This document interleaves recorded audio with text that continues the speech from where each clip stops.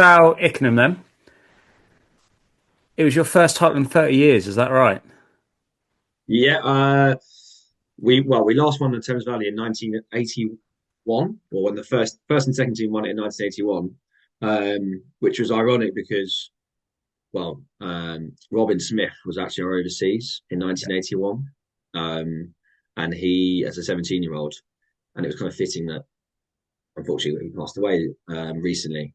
Um, we won the league this year after a lot of knocking on the door Mm. over the last few years. The way we felt like. But yeah, the first league title in a long time. We used to be in the Middlesex Prem in 2005, so we won Div 1 in 2004 in Middlesex. But in terms of Thames Valley, it's been a while. Of course, you were on the border geographic. Yeah, really exciting year it was. First team, second team, and fifth team went up. We did pretty well. But yeah, glad to finally be in the Prem. I think Mm. we deserve after knocking on the door for a while. Who doesn't know you? Obviously, you're new to the league and new to the home counties. Do you want to quickly introduce yourself?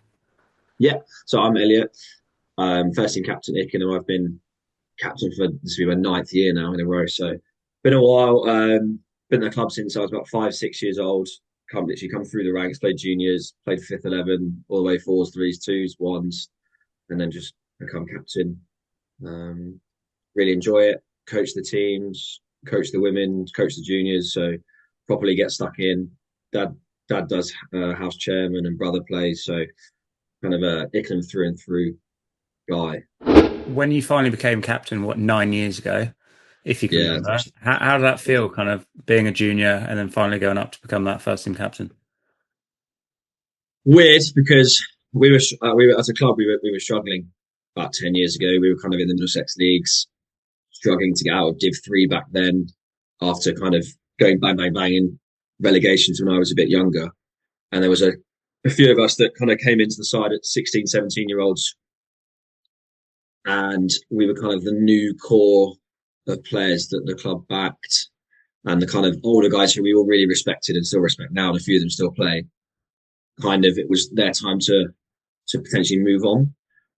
So played a few years without captaining. I was keeper and keeping and batting at number 8, 9, and then eventually opened the batting when I was 18 and been there since really. And then became captain at 20 mid-season actually because our previous captain just thought if we were changing leagues to Thames Valley, so I thought if we're changing leagues, we might as well give the new give myself a go and give myself a bit of experience before a full year the next year, which is 2018, I think. And so really enjoyed it. Thought I was quite naive and young at the time, and probably made loads of mistakes, and probably still make loads of mistakes. But I super enjoy it. Super have lots of people around me that are great leaders and vice captains. We've got a really strong core leadership group that's been in place for now 5, 6 years, especially since COVID. So I can lean on those guys, whether that be for tactics in the game, selection, mood in the camp. So yeah, really enjoy it. And I assume that, well, you've alluded to it there, that it makes your job easier when you've got a nice little group. Does there ever become too many kind of cooks in the kitchen sort of thing, and sometimes you just need to just make your decision? Yeah, and I think my getting older has helped me with that. So at the beginning, obviously, you got lots of ideas, might go with them, and it goes wrong, and you want to blame them. It's okay. Like, I think getting things wrong is fine. I got a very good vice captain. He's a bit more in Luke O'Driscoll. He's very serious and a bit more. He makes quite impulsive, and he tells me no, not to like take him off or do this, do that, and I analyze and think about things. And then I make my decision on I'll either agree with him or don't agree with him. I've got some other experienced guys that I lean on a lot when I'm not sure. And I'll ask them, happy to go with them. But if there's something I want to override or I want to decide on, I will go with it. And everyone has total respect for Mm, everyone in the team. good. And Yeah. last year you won 18, sorry, you played 18 games and won 11 of them. You lost six and didn't have any draws. Is that kind of a testament to how you guys play cricket, or what was that? I think that's the way cricket's going, Teddy, if I'm honest. I think that with the introduction of generally of people want to hit the ball as batters, you're getting more mistakes. So yeah, when I was younger, it was you got a lot of older guys saying really value wicket, which is still really important. I don't think that its draws are going to be that common as cricket goes on. I don't know what you think, but yeah, in terms of the 50-50 stuff, we're looking to be super positive. We've got a way of playing, and we've got KPIs and stuff like that, the way we want to keep to, which we've done for years and years now. They don't change. In terms of time cricket, we're always looking to win. It obviously depends who you're playing. So if you're playing someone who's around you, we're first, second, or third, which we've generally been, you also don't want to lose. So sometimes you have to just shut up shop or be understanding of the game and respect the game. But no, generally I'm not hugely in favour of draws. But in the Thames Valley, it was the point system didn't massively favour draws either. So you're better off kind of gambling sometimes. And if you're lost, sometimes you still get a lot of points. But with, I need to probably have a good look over the county's point system, which seems quite complicated, and then work out bits and bobs, because we're going to be in more positions this year where we might have our backs against the wall and we have to think of things. But I still want to be super positive. We're looking to win as many games as possible. Mm-hmm. And what's the goal then this year? Is it to do the double and get promoted into Div 1, or is it to cement yourself as a side in that, as a strong contender in that league? Depends how empty or full your glass is. Firstly, the aim is to get as many points as possible, win as many games as possible, and just enjoy being in a place where we think we deserve to be. We worked hard for it. If your glass half full, then I take massive inspiration from Stoke Green and Gerrards Cross. I think they've done brilliantly. They've always been up there, and obviously Stoke Green went one better. And it wasn't too long ago that we were playing them and battling out for a league title back in Division 1. So they've done really, really well. If we could emulate that, that'd be amazing. I know Falkland obviously went up and struggled. Depends the way you look at it, I think. But we will definitely be going to get as many points as possible. We're not just there to get the numbers up. No, we're here to win a lot of games. And in order to kind of help you do that, have you signed anyone new, or have you got any particular people that we should cast our eyes to? Yeah, we've made a couple of signings. They will be announced on our social media very soon. We're close to an overseas, which will be really good. We've had an overseas for years and years, and we've got strong links to. We're lucky we've got lots of connections down under it and stuff. In terms of ones to watch, well, one of our strengths is that we back youth. I back youth. Doesn't matter how old you are.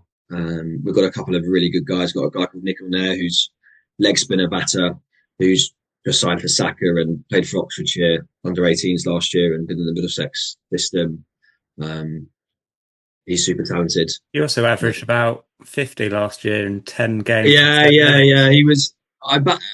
Probably made a mistake batting him a bit too low, and then he was cheering my ear off to bat a bit higher, and he deserved to be honest. Scored a couple of hundreds for Oxfordshire under 18s, and he deserved a shot at number 5, I think it was, for a few games towards the end, and delivered. So he's really a super youngster that everyone should look out for. Our keeper Harry Marner, super talented. It's one of the cleanest balls I've ever seen. He's only 18. He's out in New Zealand at the moment playing cricket. Played for Oxford under 18s last year, so did really well there. Played in Middlesex stuff. A guy called Ollie Offwood, who's just signed for Sussex, a seamer, super talented. And then some other guys, such as we've had, people come through. Have been people like Vivek Nair has come through, Aaron Patel. We've got lots of guys that have come through our system. I think that's really important, having guys that have come through your system, because they just care a little bit more about winning for you, and they'll do a little bit more, and there's a bit more of unity amongst the group. So, always looking to add, but for me, they have to be better than what we've got, because it's not worth upsetting the apple cart. They've got to add value better than the players we've had previously. So, what are we doing now? You kind of alluded to the environment there and the seriousness. What is that changing environment like? Is it uber serious, everyone's must-win attitude? Is it quite casual? Is it a mixture of both? And what do you think works best? Well, a mixture of both, I think. When we're training, it's the way I kind of phrase it is it's fun but focused. So we're having fun at the end of the day. We're still playing recreational cricket. We're not professional cricketers, and we don't forget that. We're still, it wasn't too long ago we were in Division 3, and just because we've got to the Prem now, I don't think it should change. So we're here to have fun. We're here to stick the music on. but we'll train properly with a structured session, push each other. But then afterwards at 8 o'clock, we'll have a beer together. And that's one of our biggest strengths is a lot of us live local. We all stay after trainings, after games. Even like now, we're meeting up tomorrow, like, just as friends, nothing to do with cricket, just as pals. So that's one of our biggest strengths, I think, is our unity off the field. The fact that we're just genuine mates. The girlfriends get on, etc. So we're all one big club. And I think that transpires on the pitch. You'll see us when we play. If you ask the umpires from Div 1, I think they'll say that Ickenham got a lovely set of guys that just have fun with each other. And we're here to win games of cricket, but we're not. It's not life and death. I've got more important things in my life going on. So we'll try our best as much as possible. And have you guys started training already? We start in 2 weeks. So yeah, we train at Merchant Taylors, which the facility is. Nice. I've been lucky to train at a few places, but this is the best indoor facility I've ever trained at, where Middlesex play. 5 lanes, really big. Yeah, every Sunday from the 18th. So we're looking forward to that. We take that pretty seriously and go through lots of drills and have chats as teammates and scenarios. And I really enjoy pre-season. I think if you don't have a good pre-season and get everyone together and you just play catch up a little bit. Last year we lost 3 out of the first 5, I think, but you can do that.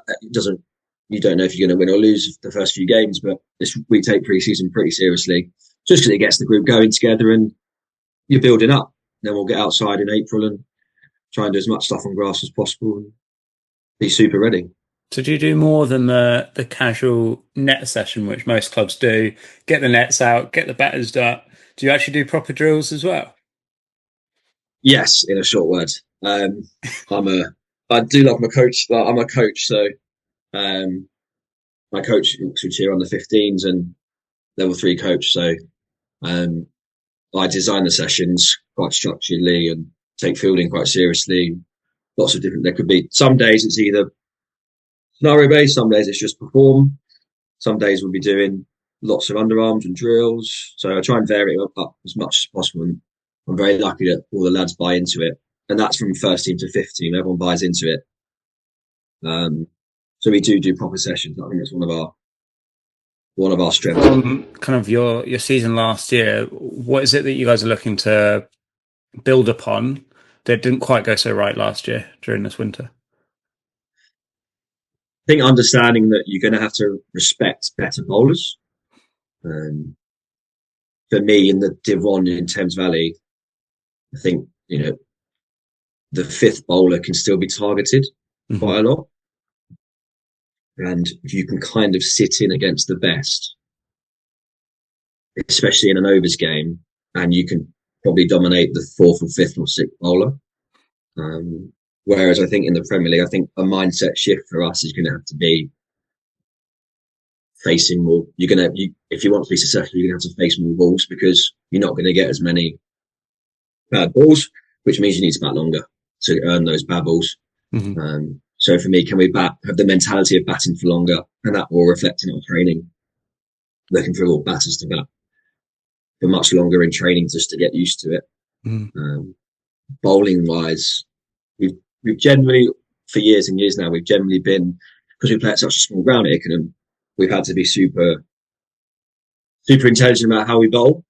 Because if you just run up and bowl, you'll probably get carted for 6s and 4s. There's not many 2s and 3s at Ickenham.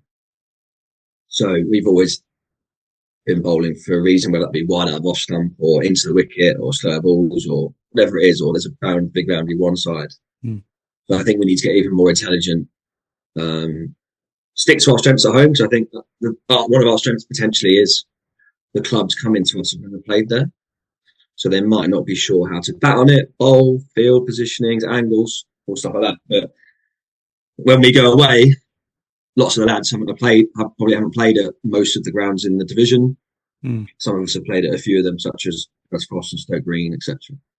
But a lot of lads want to play at new grounds. So can we be intelligent and understand the pitches and understanding the threats of others a bit more seriously?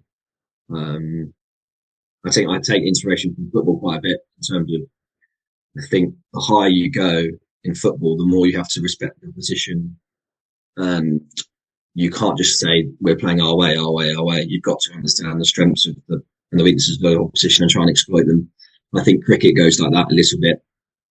The higher you go, you need to understand who you're batting against or bowling against. What are the plans? Whereas in Div 1 against some weaker teams or in Div 2, you can kind of just play your way and you'll be better with your quality. So that's what we're looking to change. A few mindset shifts and facing more balls, I think, getting used to facing more balls, especially in the time games. So, yeah. Mac Jenkins, you're overseas? No, he was last year. Unfortunately, it's probably one of the best, well, on paper, our best overseas we've had in, since I've been alive, or here. We've had some serious overseas players previously, but he was just incredible. He's got, unfortunately, this year he wanted to come back, but he's just become a lawyer back in Australia. So he's starting he's very switched on guy. He's starting a new job as a lawyer in Australia. And we were looking to see if, obviously, he could delay the start or even like work at the London branch. He basically looked into, but it just didn't fit. He couldn't do it. So he has to put his life first, which is totally respectable. We still chat to him, but yeah, he was incredible the way he batted and bowled and fielded and led as a person on and off the field. So no, we've got new overseas coming, super good guy who we hopefully get in. So yeah, nice. And well, he was a huge part of your team. He averaged 73 with the bat with over 1,000 runs. He even took 28 wickets. I think was your leading wicket taker. The next highest run scorer was with yourself with 624. Is there any worry there that it's such a huge hole being left and that he did it all? Is there any worries there? I think that's natural. Yeah, I wouldn't say worry is the right word. I'd say it's something that we've had to think about how we replace that. I think I don't think you can replace him individually unless you pay maybe a shed loads of money, but that's not what we do. I think what you can do is replace him in kind of individual skill sets. So replace the bowling side with a player, replace the batting side with a player. So we might have to recruit, which is we're close to recruiting a couple of guys who are going to replace him in each skill set. And ultimately, the other guys have got to step up, right? The other guys have got to understand that there is that gap. He was super good. He, won a few games for us on his own. Obviously, his bowling was really good, and we're going to have to step up. And a lot of the guys know that, but I have full confidence in them. I think it sounds weird, but sometimes the higher you go, people do play a bit better. Or I think one of the hard things was because myself and Mac had a lot. Well, see, he dominated, but we had a lot of 100 partnerships opening up. So a lot of the guys were coming in, especially at 5, 6, 7. They were coming in with like 5 overs left, 6 overs left. So they didn't have chances to score 50s and 60s and 70s. So whereas this year, obviously, the time games is longer, or we might not have those platforms. It's going to give chances for the middle order and the lower order to show what they can do, and that's on them to show what they can do. I have full faith in them. We bat pretty deep. That's one of our traits. We've got a lot of all rounders. We bat pretty deep, so they need to step up. But they will. Good, yeah. Do you then have quite not big crowds, but a good group of supporters that come and watch every game? And what's that atmosphere like when you're playing? We are very lucky. In terms of Division 1, I can't speak for the Prem teams, but we were the best supported team home and away. At home, we've got a corner of benches where all of the ex-players or past players or older guys who are watching, and they watch the whole game from 12 o'clock and have their London prides. And come into the bar afterwards and talk to us about the game. We connect with them because they're part of Ickenham. We've got lots of girlfriends come down. We've got lots of friends that come down. We're very lucky to be in a village or a town of Ickenham that the community comes and watches. So you get a lot of juniors that come down. So they'll train Friday night, the kids, and we'll say, the first team are playing or the second team are playing tomorrow. They're at home. Come and watch for an hour or so. So we're very lucky to get really good support. And as I say, when teams win or lose early on whichever pitch, they don't just go home. And I make it a point to everyone that unless you've obviously got a serious reason where you got to go, then your kind of day doesn't end. You've got to Mm. just have one support whichever team is there. Yeah. Um, we had a game last year where I think the fifth team were playing on our top pitch, and we had about 30 guys just wander up, and it got a bit raucous to be honest. But like that's fantastic. Like, they deserve that. Yeah, we're lucky that obviously it's quite a small. I don't know if you've ever been there, Teddy, but it's quite a small No. ground, and the boundary is basically the fence where people sit, so you Oh, can kind of nice. hear everything people say. Um, there's a bit of an atmosphere that gets going, especially second innings when people have had a few orange juices, shall we say? Um, the players are sitting very close to all the supporters. And then when we go away, we are super lucky that we'll have 10 people come and support us, Nice. mums or the old boys or the old friends if it's a nice crowd. But yeah, we'll always get a good chunk of people that come and support us Nice. with a deck chair, which we're very grateful to. We go over every time and say thank you very much, and they're part of the club as well. I Cool. think we're very lucky. And last kind of serious question. Um, who are you looking forward to play against, and who do you know is going to be a bigger challenge? Well, obviously, we have like historical games against Gerrards Cross and Stoke Green. Um, obviously, know a few of their guys and some really good players in there. We'll have good games against them. We always used to have good games against them. They're a definite challenge, I think, for two different reasons. Obviously, Stoke Green's skill level, especially with spin, is incredibly high. So you have to be on your game playing spin against them. And rightly so, like, we talk about England. England have got to, in English cricket, I don't think we should turn our heads at playing on a pitch that favours spin because that's how we're going to get better against it. Um, I think teams that we haven't played, such as Tame or Oxford or um, Shallow and Childry or even Mhm. Datchet, I haven't played. Lots of really big clubs, good clubs, and we'll go in totally respecting everybody. Some new grounds. I like ticking off grounds, a bit like football and ticking off the Yeah. 92, ticking off grounds. Um, that'll be enjoyable, and just trying to connect with new people. We'll have a beer with oppositions after a game when we go away, and just trying to come into the league and enjoy ourselves. But we're here to win. Yeah, looking. I have one particular ground. I've been to Tame once. Tame looked really nice to play at. So I look forward Got to, that new to playing clubhouse there. as well. Yeah, beautiful. Mm. I think I was there 3 years ago. In pre-season, so it was kind of a bit wet, but was in the town, and that looked like a really nice place to play. Who turns up every Saturday looking like they've come straight from the nightclub? um,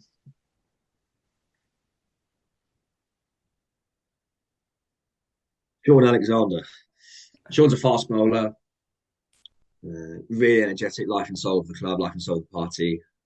But you can come in and it looks like he's just come in from our local bar at 3 a.m. occasionally, and in his shorts and yeah, looking a bit of a faff, but yeah, really good guy, really good guy. I mean, he means well. And who's mysteriously disappears when it's time for their round? Oh, good question. Luke O'Driscoll, vice captain, not the best at hitting the bar. Okay. Um, yeah, not the best. If you need to block for a draw, who's most likely to go in and get out slog sweeping? So either one or two options here, either Harry Marner or Paul Sims. And Yeah, has Harry that ever R. happened? Not to my knowledge. Not to my knowledge. Paul Sims actually wouldn't do it on purpose. He would just see the ball being tossed up and wanting to whack a six. Okay. But yeah, but he's a good guy. But yeah, a couple. I can't remember off the top of my head Okay. any instance. Who's got the worst chat in the team?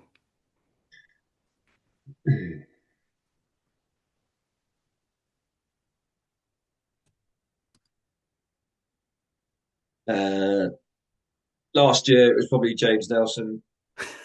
Um, generally, I would say Scott Wilshere's charities pretty terrible. Who's most likely to constantly be Googling themselves? Oh, Nick Milner. Easy. Um, Last couple, who takes the longest to get ready for a game?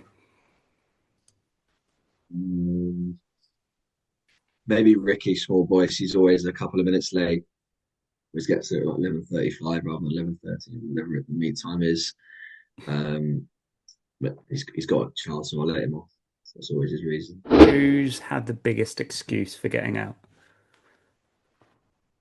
Harry Marner, a very distinct reason for this. We were playing. This was about 2 years, 3 years ago. We were playing Beaconsfield away, literally first game of the season. I think it was 2024 season, first game, and he's right on the battery facing off spinner, and there's long on Cal corner deep square mid wicket, and he slog sweeps straight down Cal corner's throat, and then he walks off and goes, "I didn't even see the fielder there. Like, do you not look at the field? I not know where people are." He was like, "I just see the ball and want to hit the ball."